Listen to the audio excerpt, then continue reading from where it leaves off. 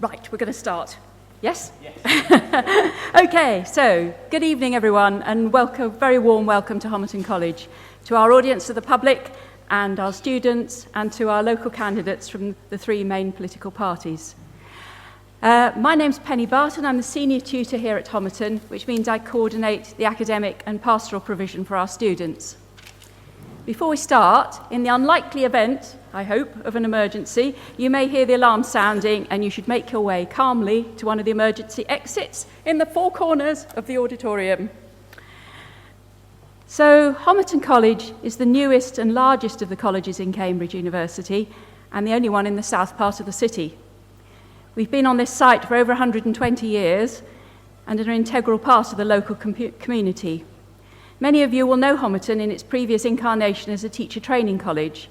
We've had several incarnations, first in London providing education for ministers in the nonconformist church, then providing training for teachers, and more recently as a regular college teaching undergraduates, all degrees offered by Cambridge University, as well as students studying for masters and PhDs and the PGCE course. We pride ourselves on the diversity of our intake here at Homerton, whether from school type, social or ethnic background, or nationality. One of the distinctive features of Homerton is the very strong and active student union and the social awareness of our students. I think this event today, organised by the Homerton Union of Students in partnership with the Queen Edith's Community Forum, is a very good example of this public service attitude. So, welcome all, and I'll now hand over to Henry Wright, of the Homerton Union of Students, and Sam Davies of the Queen Edith's Community Forum for what promises to be an extremely interesting evening of discussion. Thank you.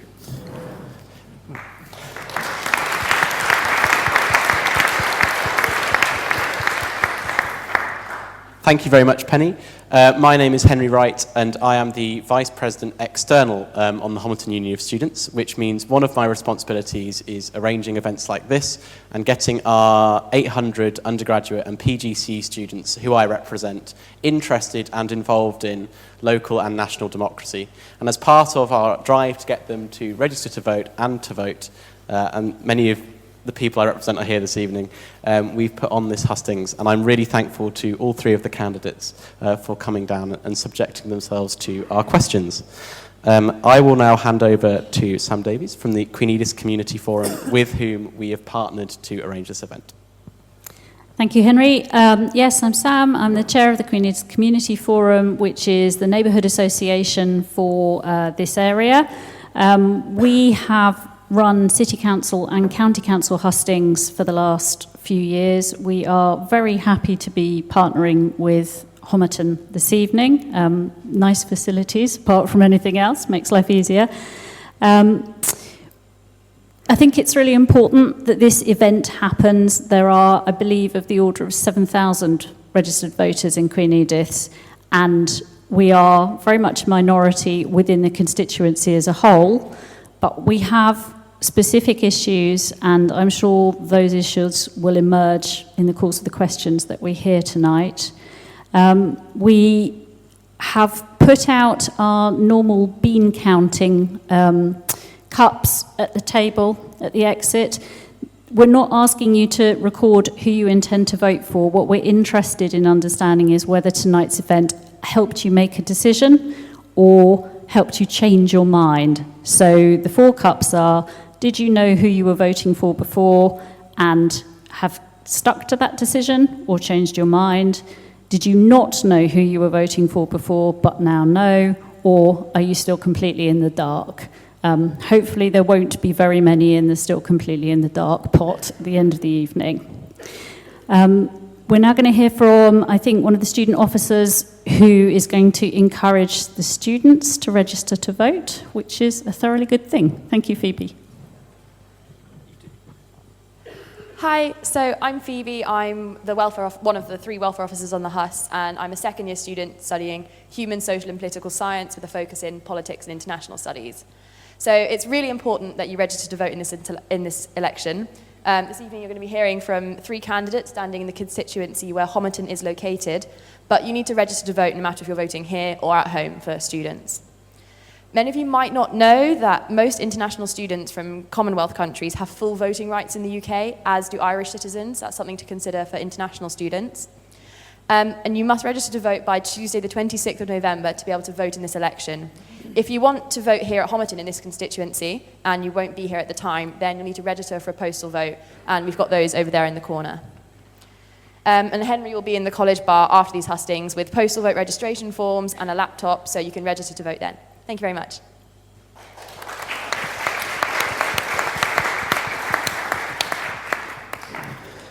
Thank you very much, Phoebe. So all that's left to do for me is to introduce the rules for this evening and the format for the evening. All of our candidates have come here tonight voluntarily, and we therefore ask, and I'm sure that we won't have any trouble, that you treat them and your fellow audience members with respect. The format for the evening will be each of the candidates will be given a 3-minute opening speech, and then there will be 3 targeted questions selected from our student and public submitted questions, which will be asked to each candidate individually. After that, there will be the opportunity to ask questions generally, which all of the candidates will answer. And we'll finally close up with a 3-minute closing speech. And I'm sure if any of you want to join me in the bar afterwards, you'll be very welcome. So without further ado, we will begin with the first question of the evening, which is a targeted question from one of our students to Ian opening Sollom. speeches. Evening speeches. I've already got my own format wrong. I'm sorry. I'll sit down before I get it even more wrong. Okay, so yes, 3-minute opening speeches from each of the candidates. We're just going to work along the row for reasons of logistics and microphones. So first up is Anthony, and Henry's going to do the timekeeping for me. Great, thank you very much, and thank you to Homerton and the Queen Edith's community group for hosting this. It's great to be here. It's actually our second hustings. We did Extinction Rebellion one yesterday, which was very interesting. So I'm Anthony Browne. This is my home constituency. I was born in Mill Road Maternity Hospital and grew up in Falmere to the south here. Went to school there, and then I got a bursary, which the county council gave in those days, to go to the Perth School, so not far that way. And then I went to Hills Road there. We're stuck right in the middle. And then I went to the university. I studied maths at the university. I then actually became a journalist. I was at the Times, BBC and Observer for about 20 years. I worked for Boris in his first term as Mayor of London. I was in charge of economic and business development in the capital. And I've got a lot of experience which I bring to the job. There's clearly one big issue at this election, and then a lot of other secondary issues. The big issue is Brexit. And there are strong arguments for and against Brexit, and I could argue both sides of it. I used to be Europe correspondent for the Times. I lived out in Brussels. I've written books on European reform and on the euro. But my position is fundamentally a democratic one, that we had a referendum.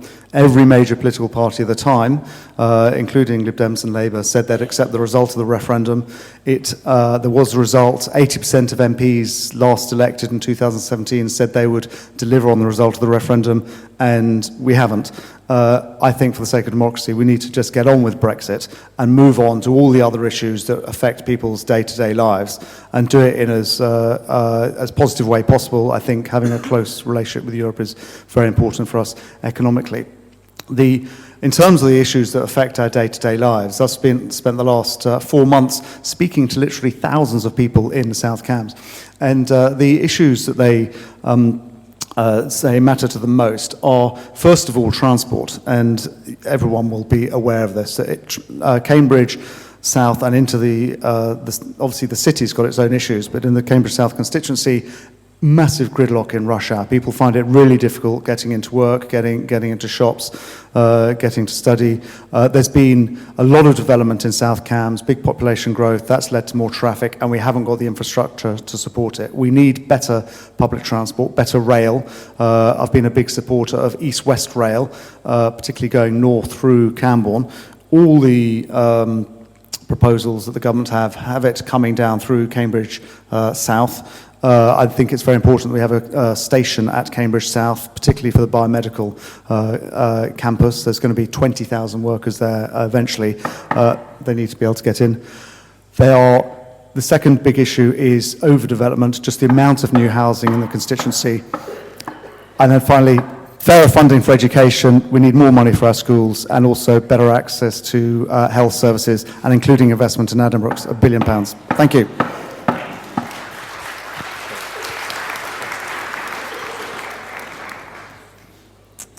And now, Dan Greef for the Labour Party. I won't mess with you.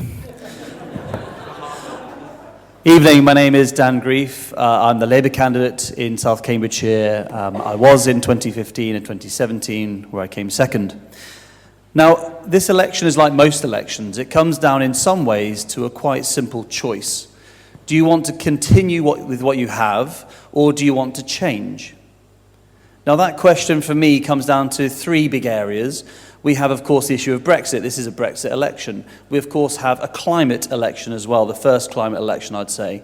And finally, we have a social crisis. So this is a social crisis election. I moved to this area in 2012. I met my wife, actually, here in Queen Edith's ward. Lived here for a while. We've had a family here locally as well. I've been teaching in the local area, and in the last year or two, I've been doing supply teaching and seeing lots of different types of schools all over Cambridgeshire, including special needs schools, primary schools, secondary schools. And I've seen in the last few years what's been happening in our education, and that horrifies me. Things have to change. Now, talking about children, at this very moment, we have 4 million children living in poverty in this country, in the 5th largest economy. We have 125,000 of them who this very evening will be living in temporary accommodation without a home to call their own. If we're not ashamed of ourselves for that, then we've got to ask ourselves some really serious questions. And in the next 11 years, we are facing the biggest crisis, the climate crisis, which will be complete catastrophe for our planet, for our biodiversity, for our resources, and for the future of those children. If we don't do something now, we cannot look that generation in the eye. They will never, ever forgive us. Brexit. That lovely issue of Brexit. I'm standing because I personally believe in Remain. That's what I'm campaigning for. The situation we have now is quite simple as well. We can either have Boris Johnson's deal or the Labour Party is offering a people's vote. Now, I think when you have an executive who are pushing on the constitution of this country and stretching the conventions to breaking point and breaking trust in Parliament, democracy is always the answer. And that's why I'm supporting a people's vote, and I personally would Remain. Now, we're going to talk about many issues today. I want to hear from you, some local, some national. I've stood locally in Queen Edith's before, so I know this ward very well. I know some of the issues affecting it, as also do I know some of the issues across South Cambridgeshire. But also because of my education links, I want to hear from you about your experiences and hear your questions. And I've done that within the time. Thank you.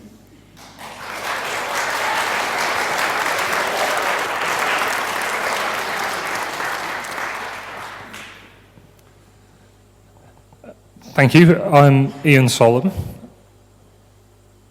This election shouldn't really be about Brexit.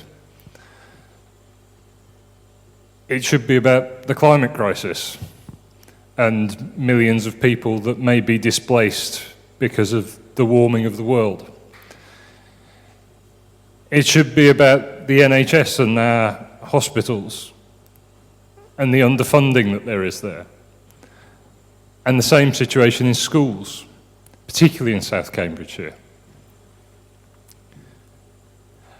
And it should be an election about our values as well as a liberal democracy, and putting a stop to the march of right-wing nationalism.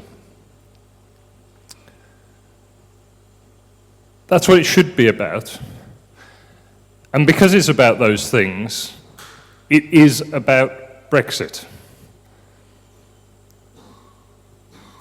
We can't hope to deal with the issues that matter most unless we stop Brexit. And the Liberal Democrats have been absolutely crystal clear that that's what we will do. Brexit is a folly. If we proceed with Boris Johnson's Brexit a Labour Brexit via a people's vote, it will do damage to this country. And it will prevent us getting on with those things that really matter.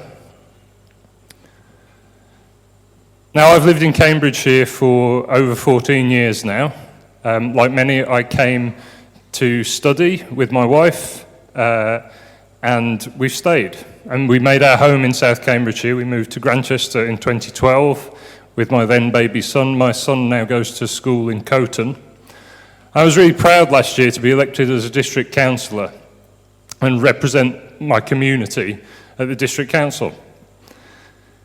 And we've made huge progress as a Liberal Democrat administration on the district council at dealing with some of the issues facing South Cambridgeshire, including overdevelopment. And that affects that overdevelopment outside of the city, outside of Queen Edith's, is affecting Queen Edith's in terms of the volume of traffic trying to get in, the lack of sustainable transport infrastructure to get people in. It has an impact on Queen Edith's. But we're making progress at the district council level, and as your MP, I know I could do so much more. But I can only do more if we stop Brexit. And the best way to do that in South Cambridgeshire is to vote Liberal Democrat.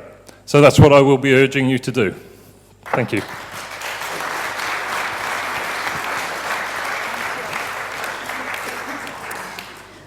Okay, so we're now moving on to what are described as targeted questions. These have been selected by Henry, I believe. They were pre-submitted, and there's one per candidate. So first of all to Ian, and I'm going to have to pass the mic back down to you. Question is, the Liberal Democrats are currently arguing for revoking Article 50 should they get into power. However, since this is unlikely, can they give details on the second referendum that they would support if Labour or Conservatives get into government? What would be on the ballot paper?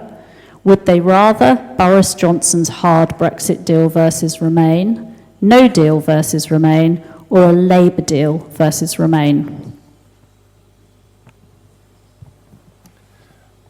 I will answer personally rather as party policy of what I would hope to see. On the assumption that we don't win a Liberal Democrat majority, which I think is a reasonable one, even as a Liberal Democrat candidate. Look, we want to stop Brexit, and we want to stop Brexit as soon as possible.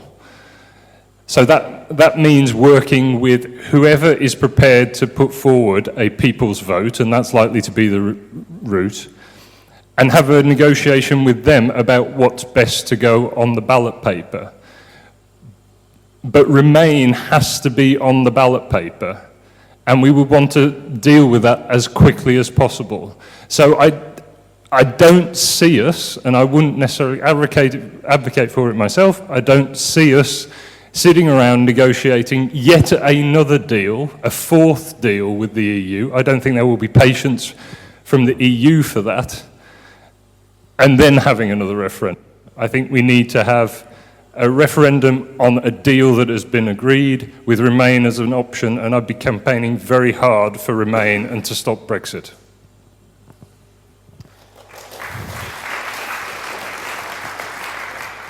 Thank you.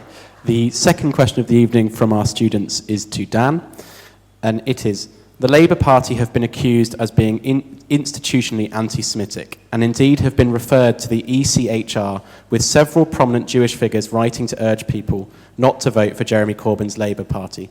Why should I vote for a party, whoever submitted this, that many Jews consider to be anti-Semitic, and what will you do to help root it out?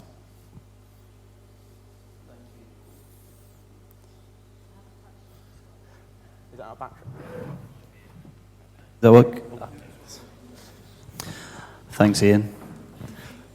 Now, this question I'm really going to talk through with the greatest respect and reverence, because it is such an essential question, and it's one, I think, which is existential. Anti-Semitism is disgraceful in all forms. Racism is disgraceful in all forms, and it should be stamped out wherever we find it. In terms of the Labour Party, if anti-Semitism if there's a case of anti-Semitism, it should be dealt with as soon as possible.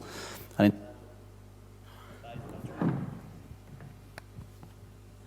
in terms of what the Labour Party has done recently is exactly in that vein. It has been investigating cases. It had the Chakrabarti report, which looked into cases of anti-Semitism. With some people, it was a case of education program to then help them understand what they've said in the past and where that might be wrong. And we have to all, I think, personally take responsibility for what we say. And if we do get it wrong, say sorry. And when I've got it wrong in the past, I say sorry too. The fact of the matter is, we should all stand up against racism in any form, in any party, wherever we see it. And that's something that I take incredibly seriously, and I will always do as an MP, as a candidate, as an activist, whatever it might be. Racism shall not be tolerated absolutely anywhere. Thank you.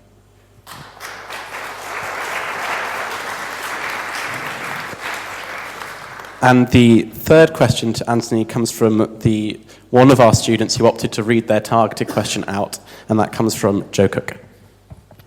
Hi, this question for Anthony. So we're currently in a college where there are a lot of international students, and many of our staff are from other countries. There have been calls for you to be removed as a candidate for previous racist comments in an article for The Spectator. You blamed immigrants for bringing germs and HIV into the UK, and you accused Muslims of having divided loyalties.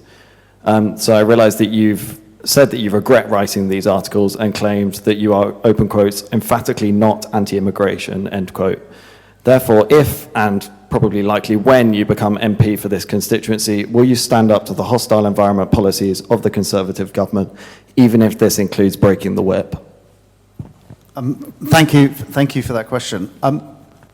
The articles were 17 years ago, and I have indeed apologised for them, but it gives me a chance to set the record straight. So, I totally appreciate the comments that Dan said, that racism is completely and utterly unacceptable in all its forms. And the Conservative Party has also said they will have an inquiry into Islamophobia and other forms of racism, and I fully support that. I am pro-immigration. I think immigration has brought great benefits to the UK. As it happens, I'm the son of an immigrant. I'm married to an immigrant. My children were born overseas and they're immigrants. But I think it's important to have controlled immigration and to make sure we have an immigration policy that is beneficial to the UK. But it is incredibly important that the people who are here, including, as I say, many members of my family, are welcome. And it is absolutely critical that they don't feel hostility, that they feel full members of society, that they can take advantage of everything that the UK has to offer. And certainly, as an MP, I would totally push that agenda. I want to be an MP that brings people together, that unites people, that makes people feel welcome here. I absolutely, as a journalist, the function of journalism is to provoke debate. As an MP, the function is to bring people together and make people lead better lives, and that's certainly what I do, whether it's for people who are born here or not born here. Thank you very much. So my understanding is we now go on to pre-submitted questions from people who are intending to be here, I hope. We hope. Okay. So first question from Rowan Wright. And you'll answer it. 90 seconds. Hello. I'm concerned about the creep of nanny state paternalism pertaining to food. From the threat of extending the sugar tax to milkshakes, through to introducing plain packaging and marketing bans for so-called junk food, and even talk of state-mandated reformulation of our favourite treats, our right as adults to choose what we eat is under attack. Will you defend it?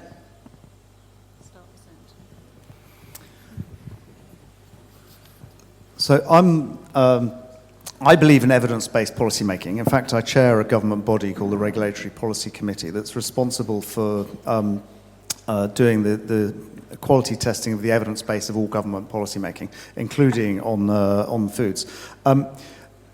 If there is a real problem with a particular issue, and if a targeted intervention can help prevent that problem, and there's evidence that it actually works, and there is consensus across society that it's a good thing to do, then I would totally support it. So, and what is one day's nanny state is tomorrow's common sense. So things like tax on cigarettes, I don't know whether you see that as an infringement of our right to smoke, but there is also a consensus that that is a good thing to do. And the tax on plastic bags, for example. It's not about food, but it's a very targeted intervention that led to an 83% reduction in plastic bag use in the UK. And there might have been controversy at the time, but actually, with the benefit of hindsight, I think pretty much everyone is in favour of it. So if there are limited targeted interventions that can tackle the obesity epidemic, and they work and they have impact, and I think you'll find that generally people would support it. But with your fundamental premise that you have to have a solid evidence base for actually introducing something, not just doing things for the sake of doing it or being seen to do it, or to, and yes, fundamentally we should have the right to eat what we want to eat. Okay, in the 1840s, just go back a little bit here, there was a really good Times article, you'd love it, and it was a man saying that he should be allowed to have a dung heap wherever he wanted to, and he was opposed to the Public Health Act because he saw that going against his own personal rights. There's always, isn't there, the question between the common good for society and individual freedom, and we've got to find the balance point between the two. It's not one, it's not the other. It has to be in the middle somewhere. But on the point of food, you've actually tapped into something which really is very personal to me. Knowing what is healthy food is really hard. And I think, in particular with children, we have a responsibility to try to do much more to educate children. For instance, I would say that most people focus on the fat content in their food. They understand fat content. They seem to be less likely to understand the sugar content and what that does to their body in terms of their sugar levels, insulin turning sugar to fat, the impact that that has on the rest of your health as well with regards to the cell and, of course, with the inflammation of the cell and all these other factors, which are really complicated.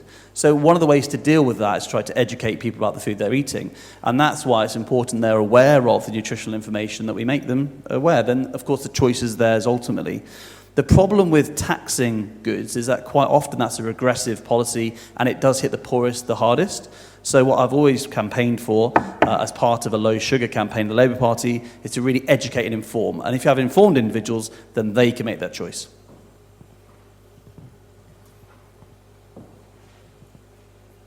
So it's a really good question, and it's one that came up actually at the most recent Liberal Democrat conference, because we debated this very issue. And as a Liberal Party, we would always tend to the rights of the individual to choose.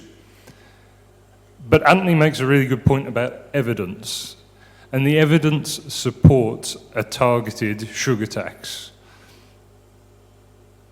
The comparison with cigarettes is a very apt one. Many years ago, we wouldn't have thought of taxing cigarettes. It's actually made a difference, and it only works though if it's combined with other measures. Plenty of people still smoke. We still have to have the public education campaigns, but on sugar particularly, we've been trying those campaigns for years. I remember them when I was in school. We still have an obesity epidemic, we still have a problem, and we need to look at other ways of doing it. And actually, the evidence is there that it makes a difference. And that's why, although we're a Liberal Party, we voted to support that policy of introducing a sugar tax, and it is now part of our manifesto. So that's the way we're going with it. Brilliant. Keep the microphone. Yeah. So the next question is from Wookie. Brilliant. Hello. So, if we have to have a fighting chance of staying under 2 degrees C over in the future, the next Parliament needs to make some pretty radical changes. So, to give you a concrete example, buildings responsible for about 20% of emissions, and if we want to decarbonise those fast enough, that means massive passive retrofit for everything, or removing 20 million gas boilers over about a decade, maybe 15 years, which kind of means installing no new ones from about next year. So are you up for that sort of change? And if so, how the hell do you propose to get it done?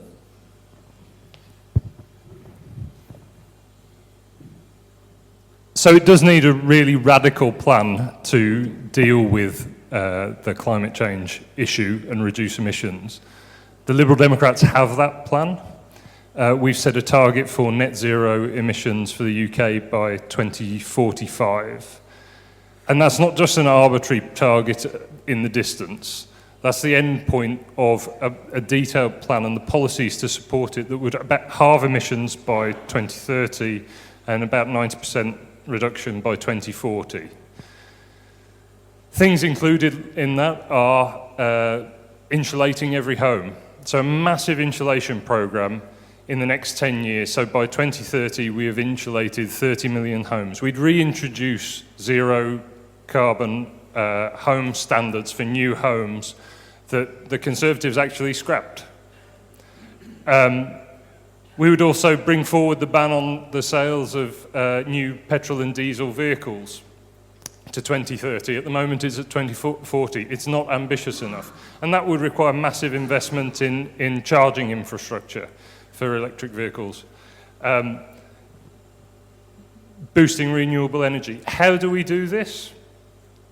We can do it by investing in those infrastructure projects. By stopping Brexit, we have a Remain bonus. We can use that 50 billion that we conservatively estimate we'll get from that to put money into a green investment bank, green infrastructure projects, railways, transport, and I will stop there. There's a lot in the manifesto. Please go and have a look.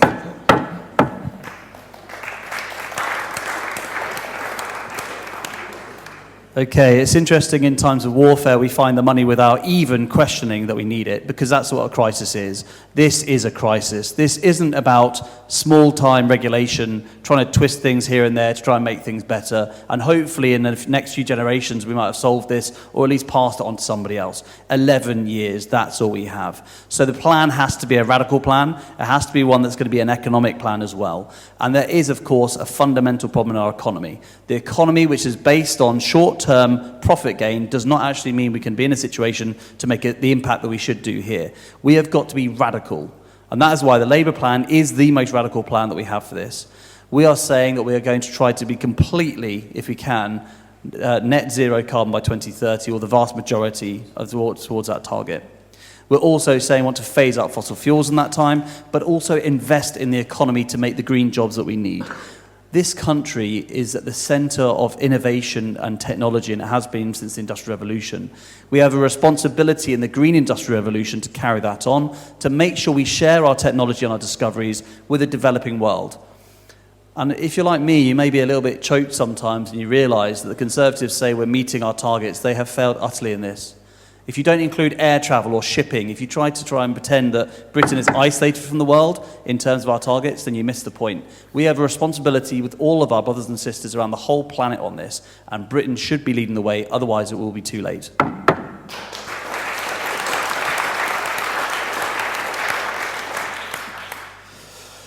Thank you. So I'm very committed to environmental causes. I volunteered for environment groups when I was younger, including Friends of the Earth. I've been advisor to various environment groups. I've been the environment correspondent of the Observer newspaper, environment editor of the Times newspaper. I think the only person who's been environment journalist at 2 national newspapers. And I've been writing about climate change issues for 20 years. And it is a crisis. It is the biggest challenge we face as a planet.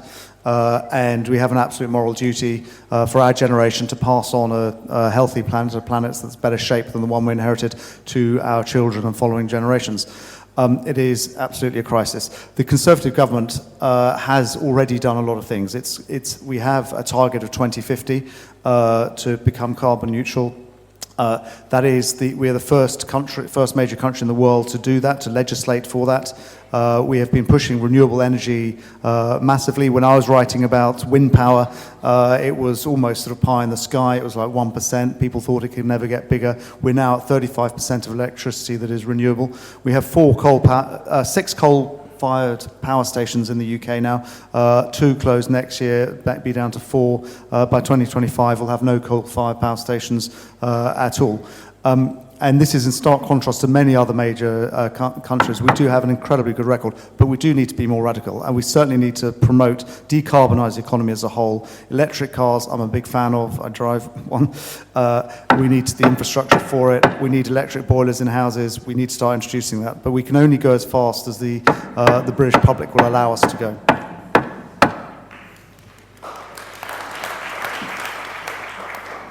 Thank you all very much. For the people standing by the door, there are some seats at the front if you want to come forward. I don't know if you're hedging your bets for making a quick getaway, but if you want to come forward, there are seats here. Right, next question is from John Canning, but I haven't spotted him here tonight. Do you have his question? No, we'll move on. No? Okay. We'll never know what pearls of wisdom John was hoping to extract from the candidates. The next question has been submitted by a student, and the question is, what is your stance on the Gender Recognition Act reform?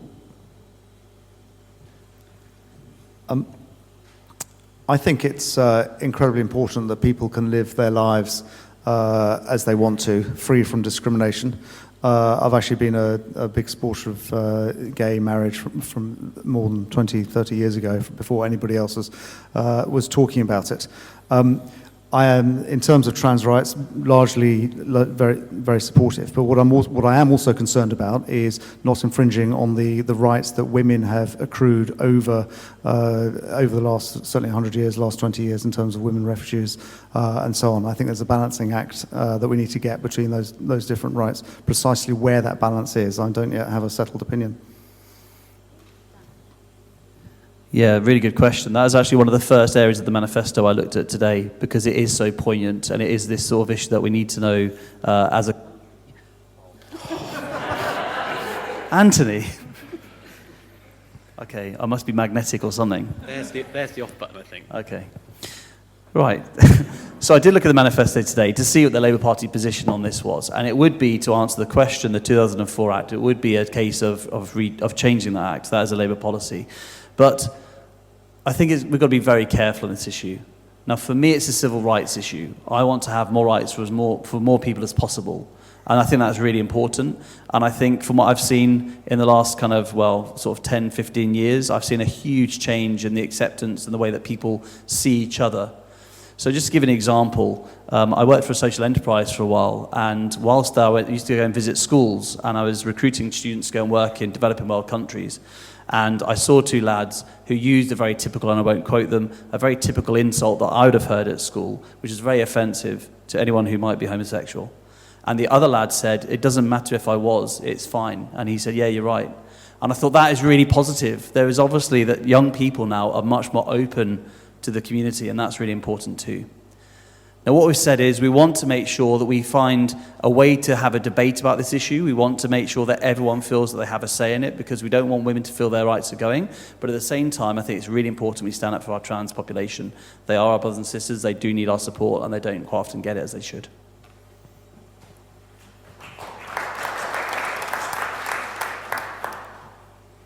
I'm going to be brief on this one, because I think that the Gender Recognition Act, the reform of that should be completed. It's been kicking around, and the debate around it hasn't been helped at all.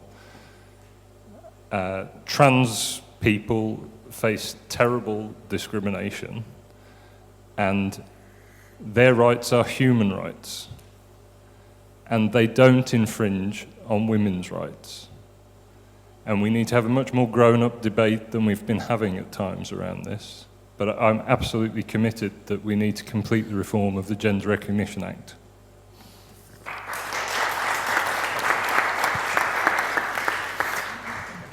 And the next question is from Joe Wilson. Is he here? No? Okay. In which case, we'll ask the next question, which is also from a student, and that is, do you support the upcoming UCU brackets University and College Union strikes? Okay, so I was actually out on strike yesterday, so I kind of stand with those who do go on strike, if that, of course, knowing more about their cause. The thing I think is really important, if you look at union rights, we have seen a real degrading of union rights over the last 20 years, and of course Thatcher was the first, 40 years ago, that ages me now, Thatcher was the first person to really attack the unions. I fully support workers being able to stand up and have their say. Now, it seems wrong to me that in many parts of our life, not only in work, but also in housing, also with many different parts of rights in society, we have fewer and fewer rights, and we don't find ways to express those rights. So, yes, I do support them if they go on strike. I think it's right they have their voices heard. And I think that's the best way. Sometimes direct action is what is needed. Otherwise, the talking goes around and around and nothing gets resolved. The Labour Party has pledged that we will reverse those massive, great attacks on the unions that have happened in the last few years. In particular, the one about the threshold to vote to go on strike. That should go. Because we think it's only right that workers should be allowed to go on strike, and that if they choose to and it's democratic, then that's completely acceptable to me.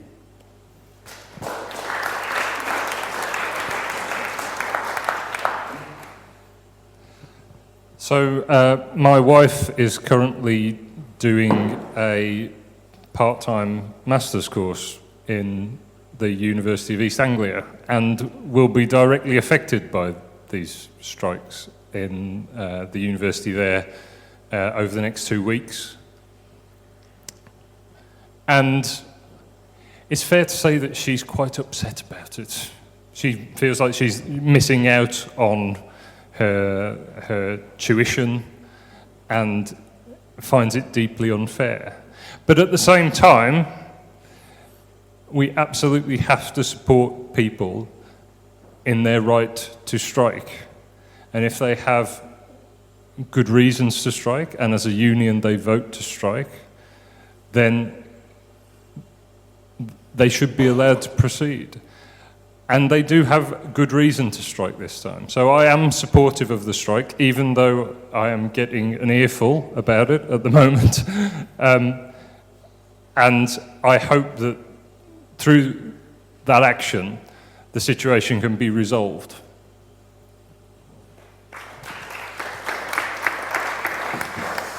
So I'm certainly supportive of the right to strike. I mean, it is a right we have in this country, and there's lots of legislation around the right to strike. And if unions decide they want to, and they follow the legislation, they decide they want to strike, that is their right to do it. Just pick up on Dan's point about thresholds. I worked at City Hall when there were a lot of transport strikes on the tube, and they were often done with incredibly low turnout of people voting, and the unions sort of made sure that the turnout was low, and that's why thresholds were brought in, just to make sure, because actually we got a lot of pressure from a lot of the workers saying, actually, why are we having to strike when they didn't want to strike? And I think it's only fair that you have a minimum threshold there. One thing I would draw a distinction between is strikes where members of the public suffer or don't suffer directly. So there is a reason why health workers are usually really cautious about striking, because they don't want patients to suffer. Strikes are intended as for making the employers suffer to get a better deal out of the employers. But actually, if the people who are really suffering are ordinary members of the public or students, then clearly it's a different question there, and people need to take that into account as well. Thank you all. Okay, next question submitted by a student. A 2014 review chaired by Jim O'Neill claims that by 2050, 10 million deaths would be attributed to antimicrobial resistance each year. Given that it's AMR Awareness Week, and with the damaging effects this would have on healthcare and the economy, does your party have any direct plans to address this issue? So I can say I'm in the fortunate position that our manifesto is published tomorrow. So I don't know.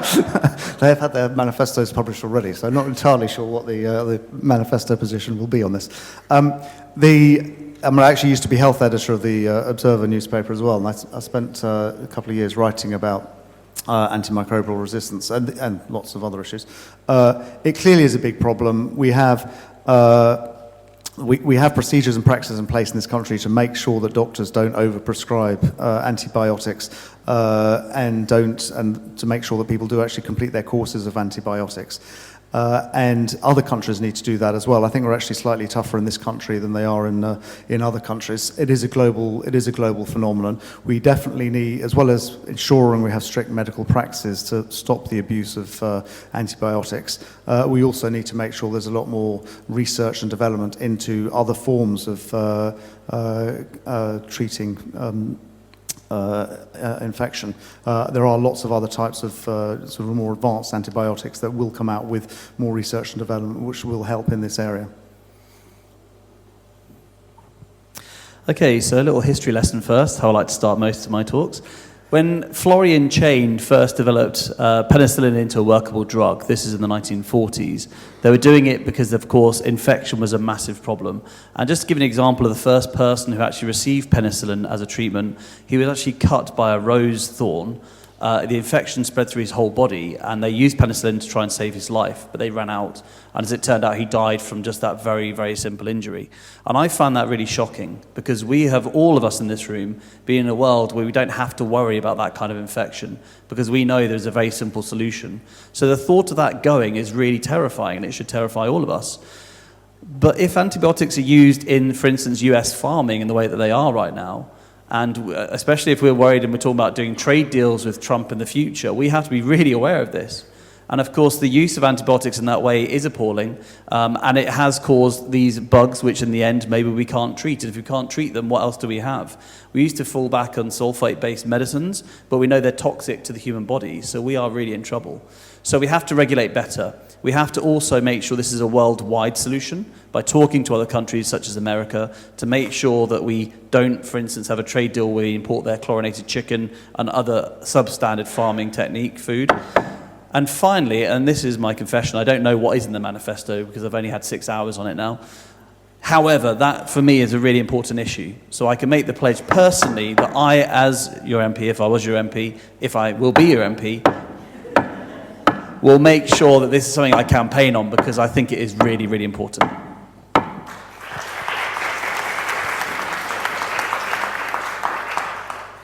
So it is a really important issue and is one that doesn't get enough attention, so thank you for asking it.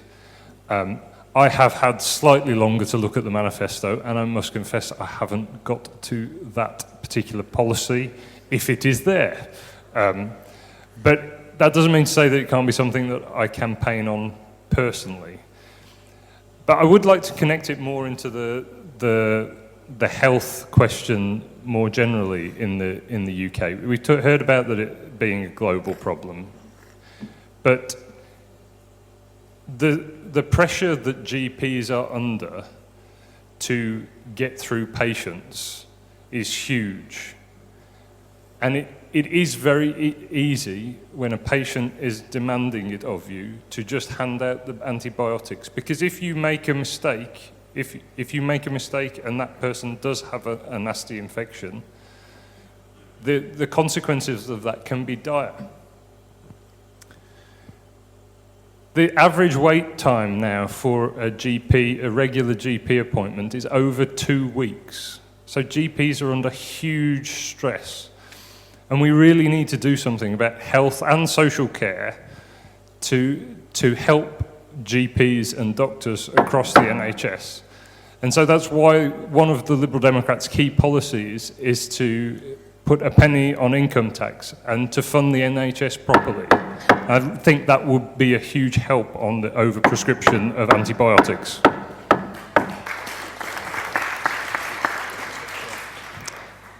And the next question actually is on the NHS again, and that's from Julia Simons. No? Ah, brilliant, sorry. We got you the mic. The NHS one. Hi, my name's Julia. I'm a medical student. I've watched the effects of the 2012 Health and Social Care Act on marketisation of healthcare services and how this affects equality of provision. So this area is one of 4 across the UK where there is no IVF provision because of this legislation. What do you understand the effects of this legislation have been, and how will you tackle the current crisis faced by the NHS?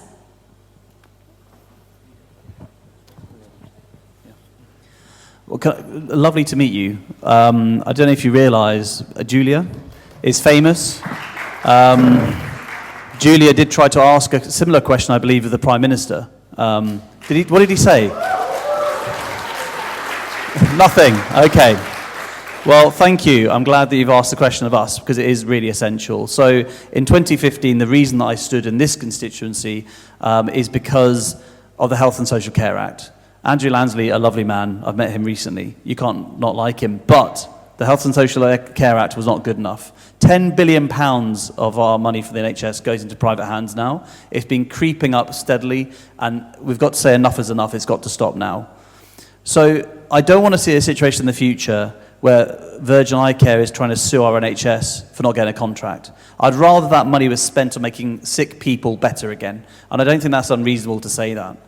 My wife is an oncologist at Addenbrooke. She has seen the last few years of cuts, what's happened, and our cancer rates in this country are just not good enough. The wait time is far too long, and far too many people are dying before they should do because they're not getting the treatment that our doctors are so desperately trying to get to them. So the Labour plan for the NHS, we're going to make sure that privatisation ends in our NHS. We will take back all services under national control, because it's not a charity, it belongs to us. We pay our taxes fairly, most of us do, some don't. We pay our taxes fairly, and we should be making sure that we get the NHS that we pay for.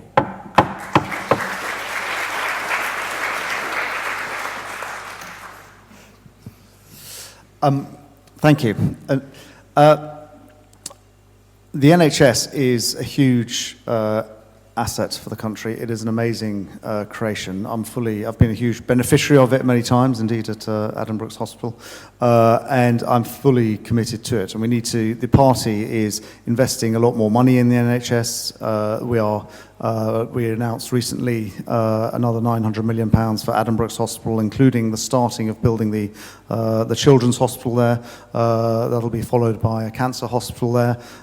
It is a huge investment. It can never be as much as there is demand for with healthcare. There will always be more demand. But we absolutely need to carry on investing it and make sure that people get the best possible healthcare. And one of the things we're doing at Addenbrooke's is making sure that that we work with the biomedical companies there that AstraZeneca is setting up. Obviously, it's a global research HQ there, making sure that it works with the doctors in the hospital so that patients in this area get access to the best possible, the most advanced treatments that there are. In terms of the so-called issue of privatisation, I want what is best for patients. I want the most cost-effective treatments, but the NHS is absolutely, it is an asset for the whole country, for all the people, and it should remain like that, that you should have universal healthcare that's free at the point of access and taxpayer-funded.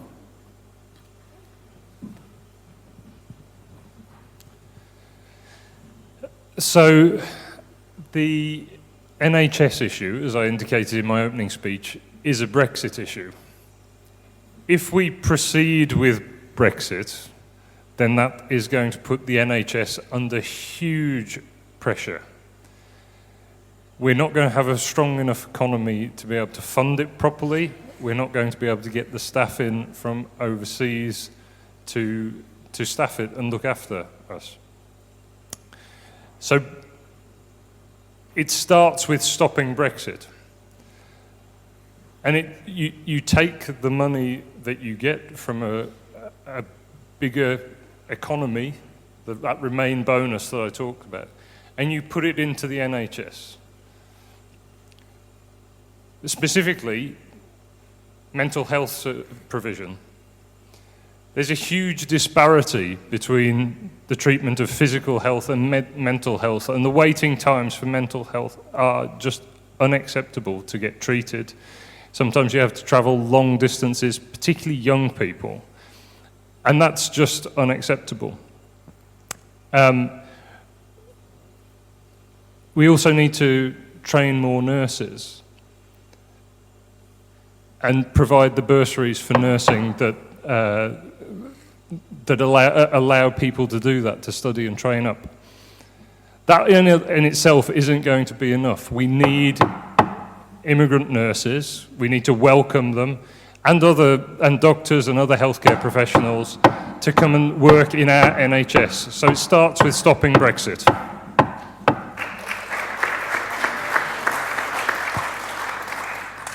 Okay, and the final pre-submitted question, and then we'll open it up to questions from the floor. This question is, in view of the recent announcement by the US government that the Israeli settlements on occupied Palestinian land are not illegal, what action would you urge the UK government to take to enforce international law? And I think I should start at... Oh, sorry.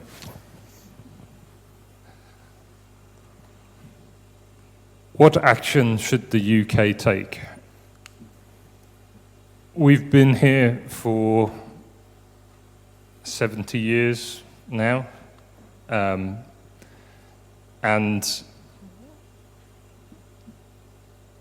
the Liberal Democrats have always backed a two-state solution, and we need to recognise the Palestinian state. That is not a radical thing to do.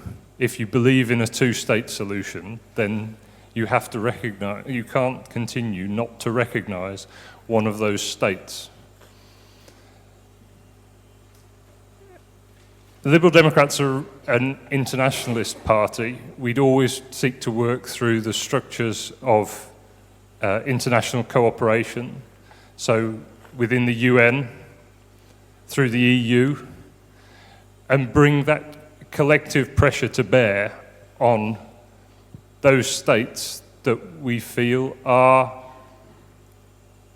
not acting according to international law. How far we push that,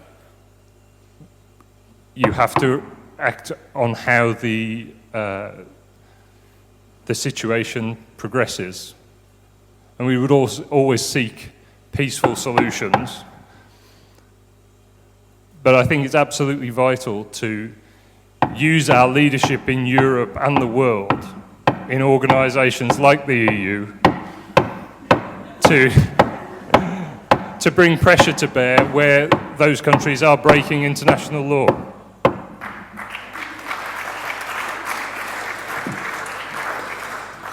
This part of the world is incredibly close to my heart, and when I worked in this part of the world, we had a program of local families from either side of the divide mixing, meeting, going to each other's places of worship, having food together, talking with each other.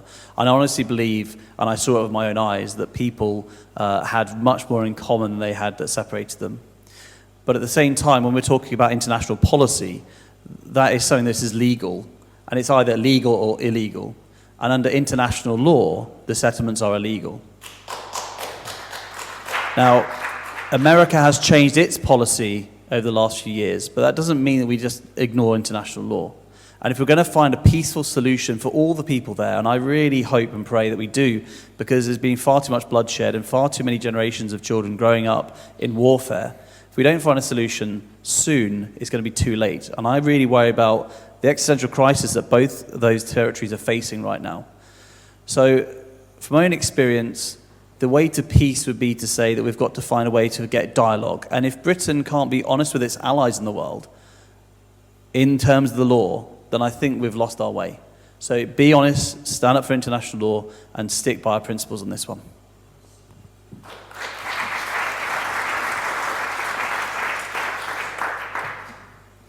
I fully agree. International law is very important. It's very important that all countries abide by international law. The UK has always been a proud upholder of international law, working through United Nations and other international organisations. It's incredibly important in this globalised world that we carry on standing up for that. And there's no point being friends with America, and it is our greatest ally and has been for the last 100 years or more, if we can't be frank with them. And I think in terms of the action you take is you be open with them and honest with them and say that you want the US to stand up to abide by international law.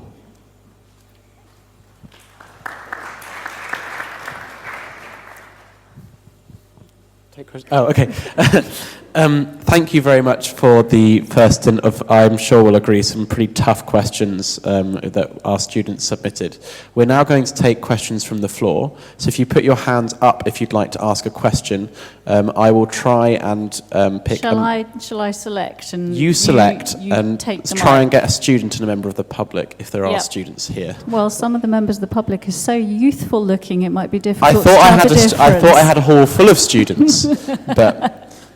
We're a good double act. You can come and do our hustings next year. Fantastic. Right, let's start then with the gentleman with his hand up queue in, second row to the back.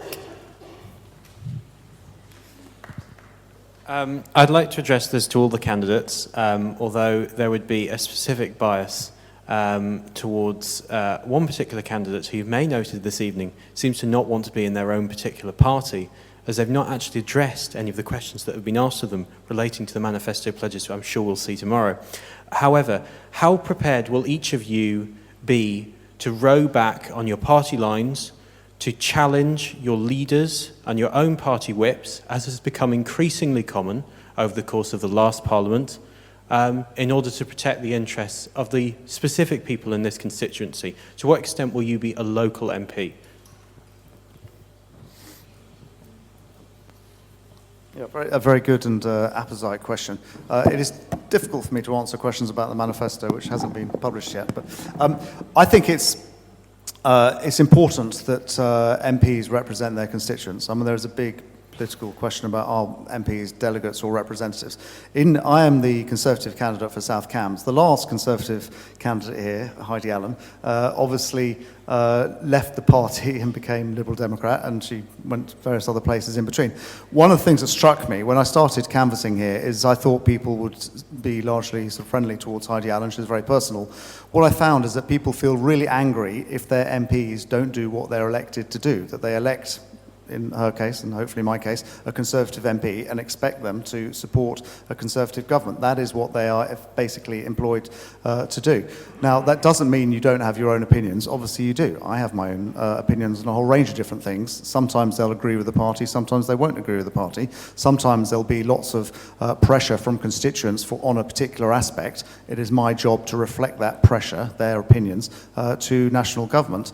Sometimes you push your agenda behind the scenes. Sometimes you might feel absolutely compelled to come out in the open, but fundamentally your role as elected for a particular party is to represent that party and the interests of your constituents.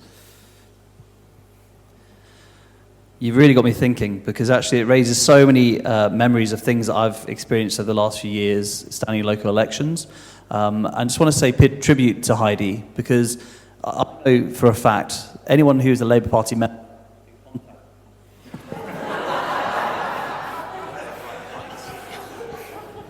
Okay. Anyone who contacted Heidi Allen, regardless of their political affiliation, she was there for them, and she always gave them her full attention. And I think that's what a good MP should do. But at the same time, the other thing I've learned is the loudest voices aren't everyone, and the loudest voices aren't always right either. And there's so many people who don't have a voice. And a good MP, I think, also should be the one who is in the constituency on a regular basis, meeting as many people as possible at as many different socio-economic groups as possible to really find out what's going on. That is essential. And I think that's what I would make sure I would do. I'd want to listen to what they said. In terms of the national picture, you have an offer here, which I'm fighting for from my side, which is a different type of ideology from what we've seen previously. I'm challenging the status quo, the neoliberal agenda we've seen so far, because I believe it is better for everyone. At the same time, the role of the MP is to listen, to make sure that you can deliver that whilst also respecting local people. And a key thing I would say is that in our manifesto we have said we want to give things much more back to community say, to bring democracy into every level of society, so that we are listening to what people are saying locally before we respond to what they say and what they do.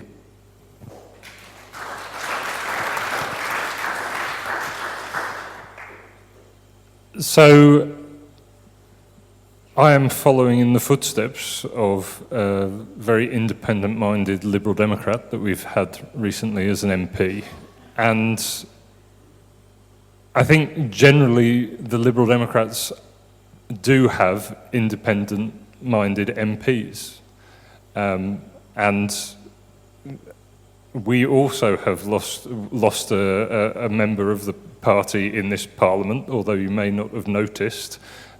Stephen Lloyd is an MP who stood down on a matter of principle, or didn't stand down, but resigned the party whip on a matter of principle, on a commitment that he'd made to his constituents.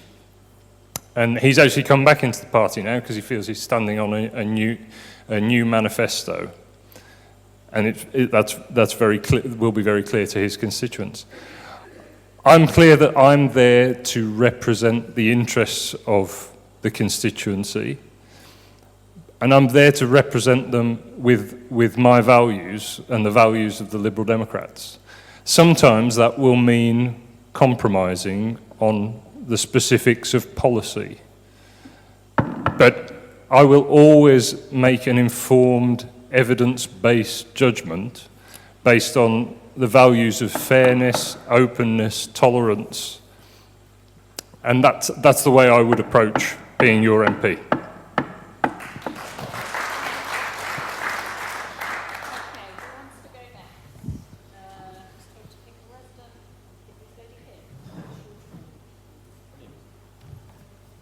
Just hold it. Hi, my question is about fake news and about parties lying and using, for example, the Conservatives use the fact-check logo to state something that was Conservative view, but to people just looking at it would imagine that that was fact-checked, and it wasn't. And that's my question really to all three of you. How are you going to promise and agree that you're not going to use those sorts of tactics? My daughter's just texted me another bit of fake news that the Conservatives have recently, or today in fact, used. Yeah, thank you. Brilliant question. This election is really dirty, and I think it's because Vote Leave is in Downing Street. And Vote Leave is a very dangerous campaign, because look what happened in 2016. And what is disgraceful is that when we hear the Dominic Cummings plan unveiled, for instance, today, you might not be aware, but there was a Labour manifesto fake website set up by the Conservative Party, and they paid Google to put it at the top of the SEO so that people searching for the Labour manifesto would see articles from The Sun. I mean, either end of the spectrum or what. At the same time, we've seen the fact-checking website. We saw apparently all of our pledges from, I think, about 1982 have been costed and added up. And the problem is that a lie travels so much further than the truth, so much quicker. So when you put a video of Keir Starmer and you actually fake the video and what happened, it undermines your campaign, and it takes away the respect that I would have for people in that party. If you can't stand here and tell me what your policies are, and you can't stand up for what you believe in, and instead you have to lie, then you should be ashamed of yourself. So there should be much tighter regulation on this, because I imagine that it's going to turn a lot of people to a certain party by lying, and that is despicable. And this is my worry with the referendum, because that referendum is undermined. I want to see also, before I run out of time and get the knocks, I want to see the Russian report. What's in there?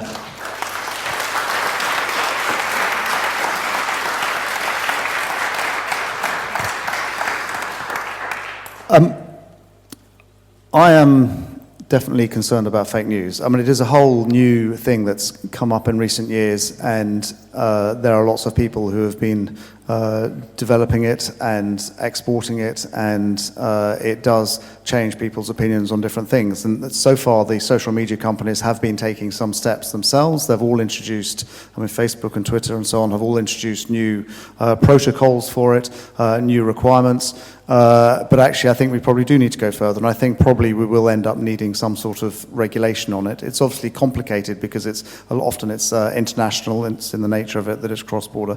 But actually, we almost certainly will need some sort of government action to stop fake news and make sure that people do actually know what they're getting. And in terms of I haven't seen whatever there was today, but in terms of the fact-check thing, it did actually say clearly on it that it was from CCHQ and it was from the Conservative Press Office.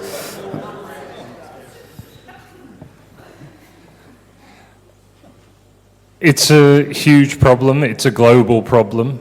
It had an impact on the US election, and it probably had an impact on the referendum. It would be nice to find out what that impact was. I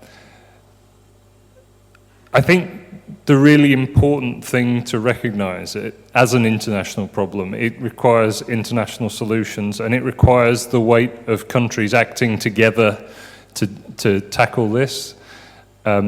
Time and again, the EU has been very effective at regulating big tech companies. It made a difference with Microsoft when Microsoft was becoming a monopoly. And it's doing the same now with Google and Facebook. And we're giving up a seat at the table in influencing the direction that the EU takes with the regulation of the tech giants. So you won't be surprised to learn that I think, once again, this is a Brexit issue. And we shouldn't be leaving such a powerful partnership for regulating these tech giants and making them responsible for the content that's published on their websites.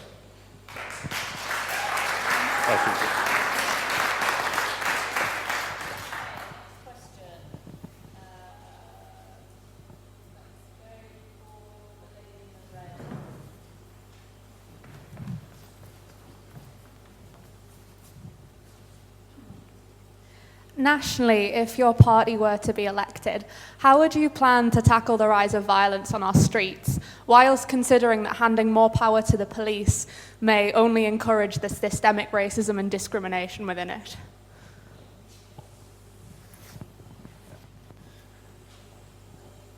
So the Liberal Democrats have a policy of recruiting more police officers and more police community support officers, PCSOs, 20,000.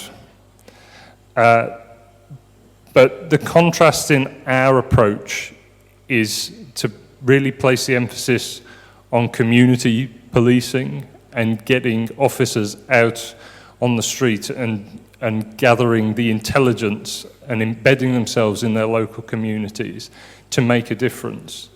And that has to be integrated with youth services, health and social services, to really make sure that there's a complete picture on dealing with the violence on our streets and treating it more as a public health issue rather than as simply a crime issue. I think the contrast with the Conservatives giving stop and search powers where there is no suspicion, that just creates communities that feel less safe. They don't feel protected by the police. And I think it really summed up by Priti Patel wanting criminals to feel terror. I want communities to feel safe. And you do that through community policing.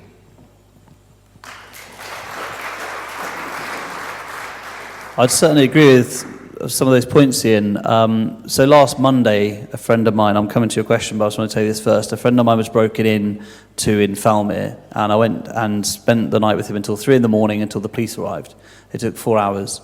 And when I asked them where do they come from, they travelled all the way from the city out to him after dealing with numerous things on the way.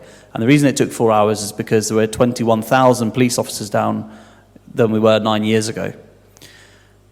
Now, the problem with that is that the police force not only is down on numbers, but the amount of time that police officers serve for is reduced because people have a tendency to go into teaching, into lots of different public sector careers, and then they leave within a few years. So the experience isn't there, which is also a big problem as well, which is why we're saying we're going to put 20,000 police officers back on our streets.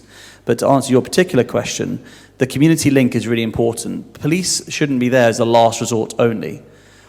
Community policing is about listening to communities, finding out what's going on, because quite often the police are stepping in to deal with social problems as well.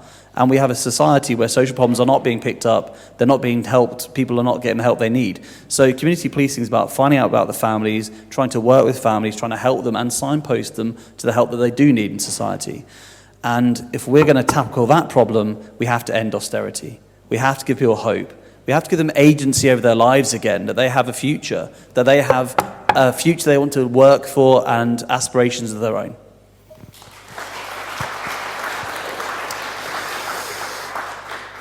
So, one of the key things is to increase police numbers. I didn't realise all the parties had a policy of 20,000, so we're in agreement, 20,000 new police, that they're already being hired. Well, I assume it is. I haven't manifestos out tomorrow. It's not important just that we have more police, but actually also that they're more visible as well. And one of the things, when I worked for the Mayor of London, we used to have this discussion with the police the whole time about actually going out and having so-called bobbies on the beat. The police are often quite resistant to it because they say, well, we never actually see crimes happening. And part of the reason why they never see crimes happening is because if the police are out on the beat, then they're a deterrent. And criminals actually see the police and then don't commit crimes, or at least they go elsewhere. So it's important that police have greater police numbers and greater police visibility. But we also need to be, and to borrow a phrase from Tony Blair, not just tough on crime, but tough on the causes of crime. And that comes back to some of the points that Dan was making. When we were tackling knife crime in London, again for the Mayor of London, we had a whole load of programs to work with gang members in particular, so that they have alternative meaning in their life, that they have a reason to focus on education, etc., to focus on different sports and so on, rather than relying on gang warfare. And it's only by doing that that you will really tackle the epidemic of knife crime in our communities.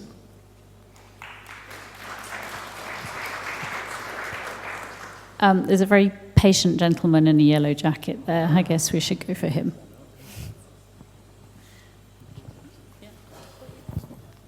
Hello.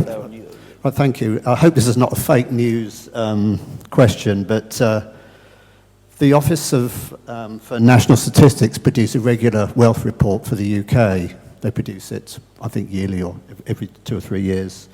And the last one I could find shows that the bottom 10% of households in the UK have an average wealth of just under 14,000, but the top 10%, it's just over 1.2 million. And since the crash in 2008, that top 10% have gathered 1.7 trillion in additional wealth. It's largely pensions, property, and financial rather than physical wealth. I'd like to ask the candidates whether this is something they'd like to see continue.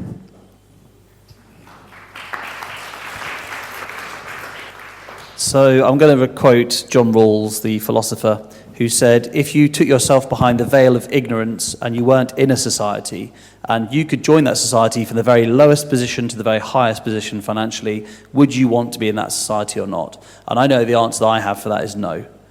If I think about the poorest in our society now, would I really want that for me or for my family? Of course I wouldn't. And so that means I have a responsibility now to make life the best I can for everybody in society, particularly the poorest.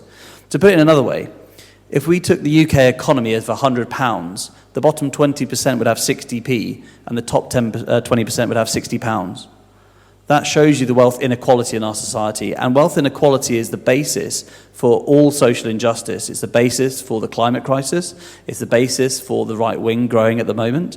It's the basis for many things. Austerity has been a disaster.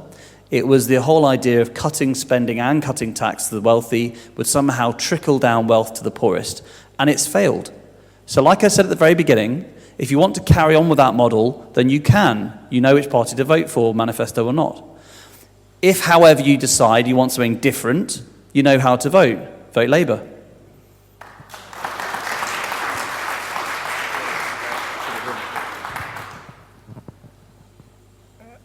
So your question was, I think, is it something that I would like to see continue? No, is the simple answer. The question is, how do we deal with it? And the Liberal Democrats have always tried to bring forward policies that have tackled those that injustice of wealth and income distribution. So it was our proposal to raise the income tax threshold that brought low-income workers out of the tax system, for example. In terms of what we can do in the long term, I think that there's the potential for huge sort of shocks to the system if we get too radical. What we need to do is work to actually create the opportunities for people at the low income end. It's absolutely unacceptable that we've got 4 million kids in poverty. It's just wrong, and we need to implement the policy.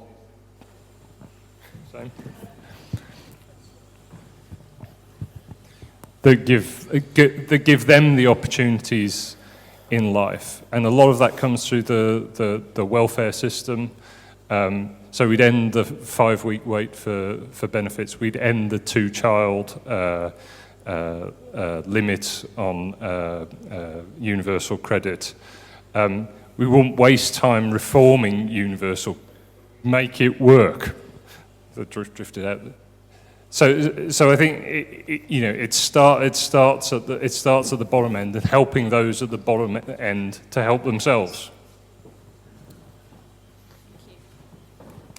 I haven't answered this one yet. I think I'm a one-nation Conservative. I believe that the government, the Conservative government, should work, do its best to help all sectors of society, for everyone from all walks of life, whether it's somebody who's out of work trying to get a job, whether it's a single mum struggling to get by, whether it's nurses or police officers or a small business person trying to grow their business. The government has to work for all of them. I think it's very important in society that everyone feels they have a stake in society, that they feel part of society. And clearly, if inequality gets too great, then that gets stretched. Income inequality has actually fallen by the Gini coefficient. It's now at the lowest for about 20 years for a whole range of different reasons, and that I think is to be welcomed. The Conservative government have done a lot of policies to help people from welfare into work and to help make ends meet at the lower end of the spectrum. Ian mentioned the raising the tax threshold, which actually a lot of people advocated, including me publicly. I don't think people who are on minimum wage should be paying tax. And the Prime Minister has obviously now also announced an increase in the threshold for national insurance again, so people on lower incomes will be paying less of that. And I think it's incredibly important that we do have policies that help people at the lower end have more stake in society. If I may, can I ask a sort of more locally oriented question, just to change the dynamic a little bit? I commented at the beginning that Queen Edith's is something of an anomaly within the constituency. And I know from listening to interviews, reading interviews that all of you have done, there's a certain amount of rhetoric in what you say around preserving the rural character of South Cambridgeshire. Can I ask which of the all the policies in your party's manifestos, which one do you think would make the most difference to the quality of life to people in Queen Edith's? And yeah, you've asked what's in our manifesto. I don't know, because it's not published till tomorrow. If I could answer this tomorrow, it'd be more straightforward. Yes, I mean, as you say, you've been reading our literature, which is great. Yes, there is reference to the rural character of the constituency, because about 90% of the voters actually don't live in Queen Edith's. I do know Queen Edith's well. I mean, as I told you, I spent a lot of my education here. And it is different. There are different challenges. I think there are one of the issues that I've been really pushing for, two of the issues I've been really pushing for, which particularly benefit Queen Edith's, is investment in Addenbrooke's and the biomedical campus overall. It is 10,000 jobs at the moment. It's rising to 20,000 jobs. That is a huge benefit for the area. But also, the one thing I'm passionate about is getting a station at Cambridge South, getting a new train station there. The total budget for that is 250 million. We can raise 150 million locally for it. We need another 100 million nationally to get it over the line. And having a station there would make it far easier for people to get in and out of work at Addenbrooke's, but also more widely in Queen Edith's, and hopefully reduce the pressure on the transport system here. I'm just going to start by, I'm just going to use my time very quickly to refer to the last question as well. The last question, it really angers me when we talk about taxing people's labour, and we don't really talk about taxing assets. We know full well that you're very unlikely to become rich just through the work of your labour. However, if you inherit assets, if you have lots of assets, you're more likely to become a billionaire, or certainly a millionaire. That's really important, and that wasn't discussed, and it really makes me angry when people think a tax cut is good enough to lift people out of poverty. It doesn't. About the local issue, I know that the biomedical campus has grown hugely in the last 20 years, and the planning hasn't been really very good, as Sam is the expert, she will tell us, as she has explained to me very well about the planning problems we've had at the biomedical campus. Transport is a huge area of Labour policy that will make a big difference to Queen Edith's. Every morning here, the streets are clogged up with cars coming in, and of course they're clogged up with cars going out in the evening as well. And we want to have a much more integrated system between rail and bus networks. That's why we're proposing nationalisation of many of those networks to make sure that they do work together, and equally we get more people onto public transport. At the moment, I know people who are travelling from Camborne to Addenbrooke's each day. It takes about an hour and 15 minutes to an hour and a half. That is ridiculous considering it's 8 miles away. And of course, what they'd prefer to do is then get into a car and drive to Addenbrooke's. So we want to make sure we have a much, much better transport system which is there to serve people and to serve the residents who live here.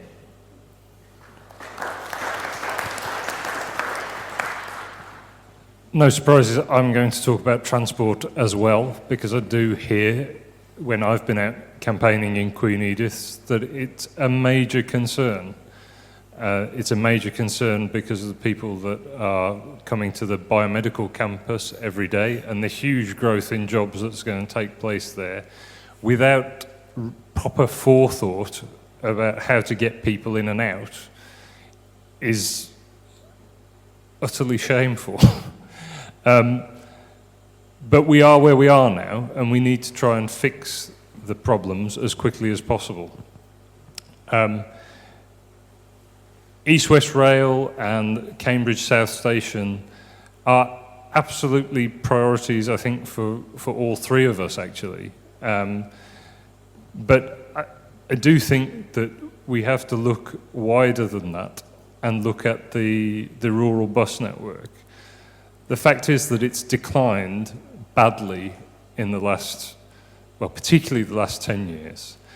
The hours of bus operation aren't long enough, and they aren't frequent enough, and it's not attractive as a form of transport, and certainly not attractive as a form of commute transport, and therefore people get in their cars, they're not using the buses, and the service declines more.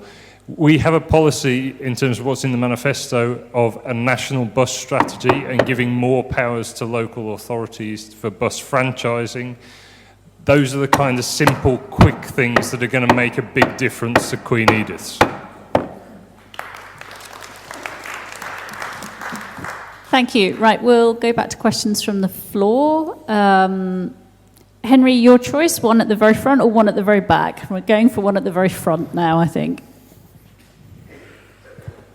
He just didn't want to walk. Can I ask the Cambridge Independent on its front page this week cited support for restricting, this is a more city-focused question, cited support for limiting the city centre to ultra-low emissions and electric vehicles only? I'd just be interested to know where you all stand on that. That is outside the constituency. I don't have a settled view on it. I mean, clearly we do need to tackle pollution in the inner city and to tackle congestion in Cambridge. But on those particular policies, I don't have a view at the moment. Okay, it's outside the constituency, but we are linked. And there are a few problems in this. So I know the Labour City Council puts on big events, which many people from South Cambridgeshire attend, as you'd expect. Oh. Let's carry on. Don't let them behind the curtain. So what we have to do is have a unitary authority. And I want to see the connection. I mean, it's crazy right now that we have a mayor with a £50-odd million budget. We have different district councils, we have also the county council, and there's so much confusion about policy locally. With a unitary authority, we could actually have a strategy to plan ahead. We could make sure that we do plan for what happens in the centre of Cambridge, because the people coming in each day come from South Cambs. So of course it affects us, it affects everyone. So unitary authority would give much more power to local people to make sure they have the cleaner city. And to address your actual question about the city centre, I would like to see more pedestrianisation in parts. And I think we should be moving towards a city where we don't have pollution in the air from cars, because of course we know we're in a dip and pollution really hangs in the air here. And in the winter, I really feel it in my chest. So yes, I completely support that.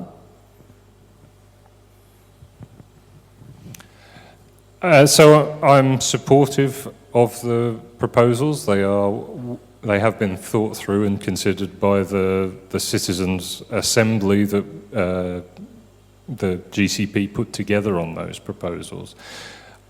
I do have a concern about how we go forward with them, because there is a question of inequality on ultra-low emissions vehicles. The fact of the matter is that it is more difficult for people on low incomes to access those vehicles. And so I want to see us proceed with a degree of care about how this is implemented in a just way and over a period of time. I think underlying it all is about, again,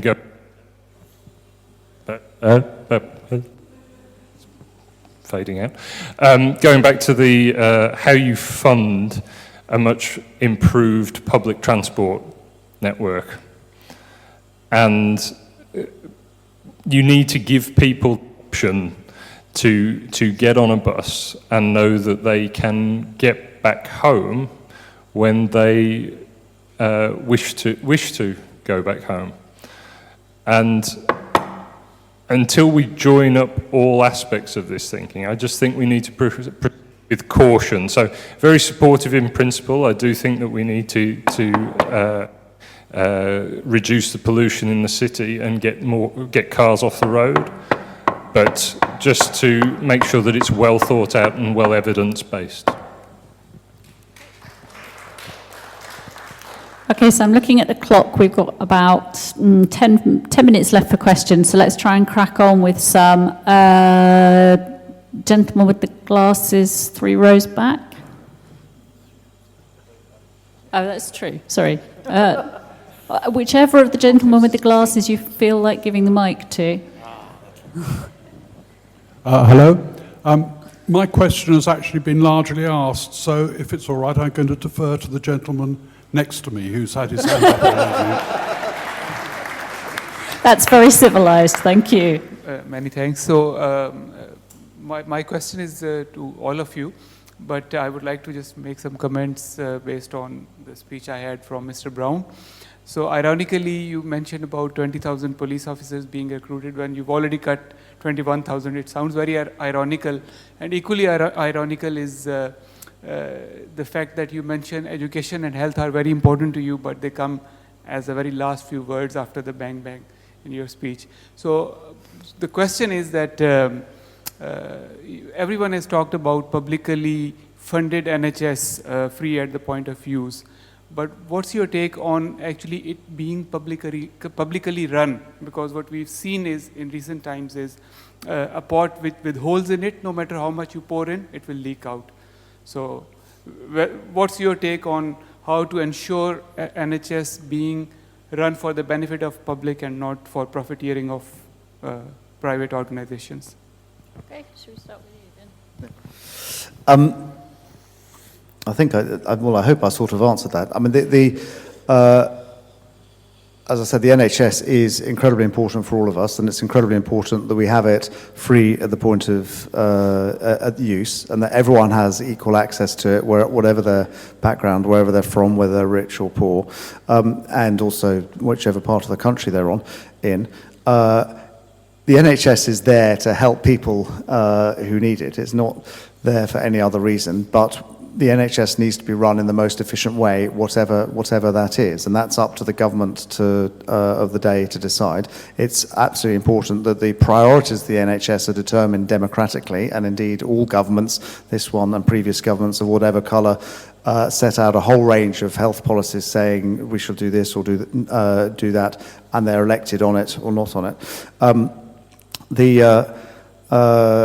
You mentioned education funding. Clearly, I'm in favour of more education funding. I just make one, and it's one of the things I've been campaigning on is fairer funding for schools in South Cambs. That actually we have £400 per pupil per year, less than the national average here, as a result of a historic formula. The recent announcement from the government will set some minimums of £4,000 per year for primary school pupils, $5,000 for secondary, which we disproportionately benefit from. And what I would say is we need a strong economy to generate the wealth, to pay the taxes, to pay for public services. And if you crash the economy, which I believe the Labour Party policy would do, then you won't have the tax income to pay for those services. Well, it's interesting you said about local control over the NHS. The CCG here locally is £75 million short in its budget. That's not to do with inefficiency. That's because it's being strangled. And if you strangle a service, the service suffers. So what we have now is a consultation where the CCG is asking us, what do we think we should treat? And of course, the implication is, what don't we treat? That's really worrying. And if you have the lottery of life to know which condition you have, which will be treated, then lucky for you. And if you don't, then, well. So I think it comes down to the funding issue. And what we've seen is there's a really good graph that came out recently. And it showed spending on average over time. And in 2010, it just dropped off a cliff. And this last Tory government has increased it very slightly, but nowhere near enough. And the Labour plan is bringing it just about to the average. And this is what happened in 1997. A Labour government had to step in to rescue the NHS. This has nothing to do with Brexit in that regard. This is to do with government policy of different parties cutting and cutting and cutting. But the next step we have to be really careful on is what's going to happen to the NHS in the future. And my real fear is, from what Trump has said himself, although he's forgotten by now probably, by what pharmaceutical companies have said, and they're not going to forget. And the fact is, in America, they want to have access to the free market in all forms, and they want to charge, as they say, a fair price for the drugs that are treating us right now. So that is where the problem is. And if we give our NHS or put it in peril by offering it to Trump, then we can never come back from that. This is an NHS election.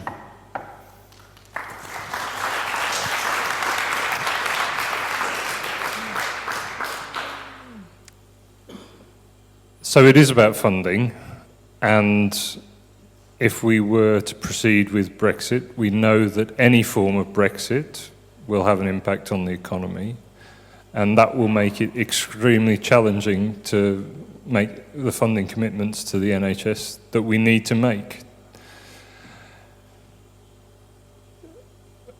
In terms of the Labour Party's proposals, similarly, I mean, John McDonnell has talked about the worry of capital flight under a Labour government. So it is a real threat of what happens to the economy under either the Labour or the Conservatives. I think the funding issue is just so important, given what's happened in the last 4 years since the coalition government. But your question, I think, specifically was on how is it run,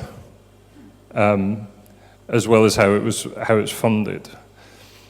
And I think I'm a little more agnostic of that, because I want to see the care, the best provider of care, taking responsibility for that. And it really does get back to the money situation and funding the NHS properly so it can deliver that care. Thank you. No, we're not doing that. Sorry, Dan. Okay, let's squeeze in a couple more. And I'm looking for some student questions. Okay. Go then. If you can spot one, go for it. Hi, so my question is about migrant rights. So in the Labour manifesto released today, they commit to some really radical and inspiring policies, including an end to indefinite detention and extending voting rights to all UK residents, which is obviously in stark contrast to hostile environment policies that were voted in by Tory and Lib Dems that have directly led to the deportation of black British citizens to their deaths. So I was just wondering, what would your parties, how do you think that your parties will reverse the damages caused by hostile environment, and how will they stand up for migrants? Okay, Ian, do you want to start? So the hostile environment is unacceptable.